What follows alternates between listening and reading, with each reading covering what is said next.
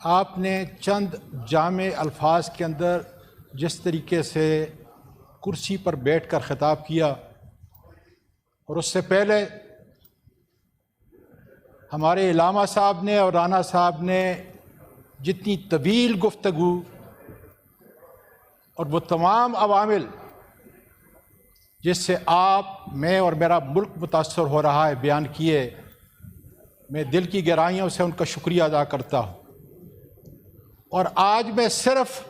انتہائی اختصار کے ساتھ پولیٹیکل ریکنسیلیشن پہ بات کروں گا، جس کی مجھے میرے لیڈر نے 2 اپریل 2025 کو اجازت دی تھی جیل کے اندر، لیکن بدقسمتی سے اندرونی اور بیرونی عوامل،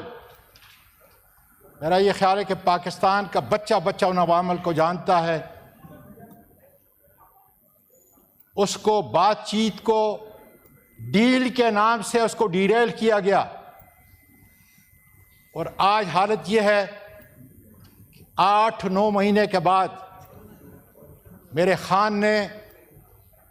اچکزئی صاحب کو اور علامہ صاحب کو وہی جو فرض سونپا ہے، جس کا آج رانا صاحب نے بڑی تفصیل سے بات کی، علامہ صاحب نے بڑی تفصیل سے بات کی، یہ ہماری شارگ ہے۔ اس پہ چل کر ہم ان ایوانوں کی قدر کو آگے بڑھا سکتے ہیں۔ اگر آج کا دن نہ ہوتا میں تقریر نہ کرتا جناب علی، اس لیے کہ 2003 سے لے کر ملکی اور ملی معاملات پر ہمیشہ میں نے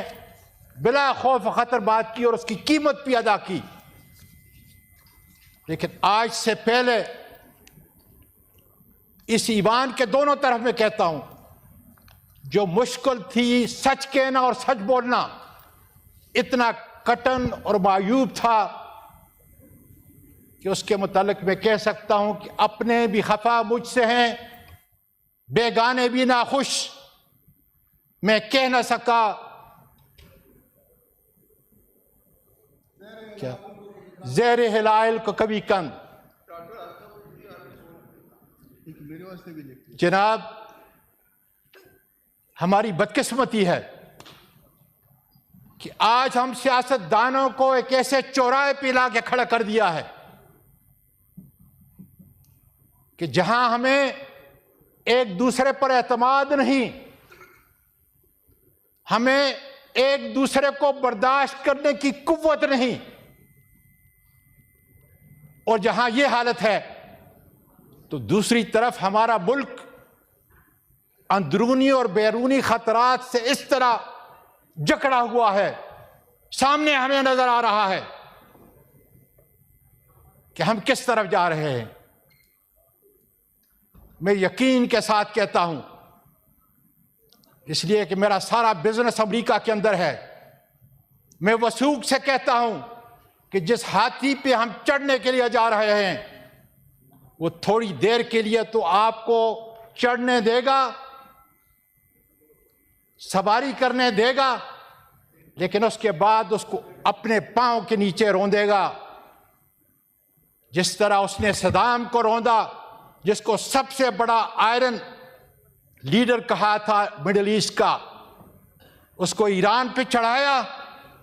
اس کو کویت پہ چڑھایا، اور آخر اس کو پھانسی کے تختے پہ جا کر اس کا اہتمام کیا۔ لیبیا کو دیکھیں، شام کو دیکھیں، کہ ہم بھول گئے کہ ہمارا مرنے جینے کا ساتھی یا تو ہمارے مسلمان ممالک ہیں اور یہ ہمارا چین ساتھی ہے اس خطے کے اندر، جس سے ہمارا مرنا جینا شامل ہے۔ ہماری شارگ اگر کشمیر ہے تو ہماری شارگ ایران ہے۔ جب غلطی کریں گے تو پھر بہت دیر ہو جائے گی۔ پہلے ہی ہم نے مشرقی پاکستان کو کھو چکے ہیں۔ آج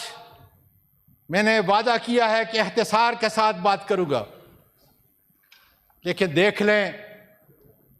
عمران خان ایک حقیقت ہے، وہ جیل کی سلاخوں کے پیچھے ہے۔ اس کے اصلی، میں پھر کہتا ہوں، اس کے اصلی رفقائے کار جیلوں کی سلاخوں کے اندر ہیں۔ کچھ جو ان ایوانوں کے اندر بیٹھے ہوئے تھے ان کو 5 سے 40 سال تک سزا ہو چکی. ان کو ان ایوانوں سے، سینٹ سے، قومی اسمبلی سے، صوبائی اسمبلی سے نکالا جا چکا. اور کچھ میری طرح 104 مقدمے پاکستان کے طول و عرض کے اندر ان کا سامنا کر رہے ہیں. میں ان سب کو عقیدت کا سلام پیش کرتا ہوں، اس لیے کہ ہماری حقیقی آزادی کے لیے، اس ایوان کی آزادی کے لیے لڑ رہے ہیں. جناب چیئرمین صاحب، میں فیصلہ سازوں سے ایک سوال کرتا ہوں، اور حکومت سے بھی، اور ہم اپنے آپ سے بھی، اور چیئرمین صاحب خاص کر آپ سے، اس لیے کہ مدبر ہیں، اس لیے کہ منصف ہیں آج اس ایوان کے. میں نے مان لیا کہ عمران خان اس ہائبرڈ نظام کے لیے بہت بڑا خطرہ ہے، لیکن میں پوچھنا چاہتا ہوں ان فیصلہ سازوں سے کہ پاکستان جس بحران کے اندر مبتلا ہے،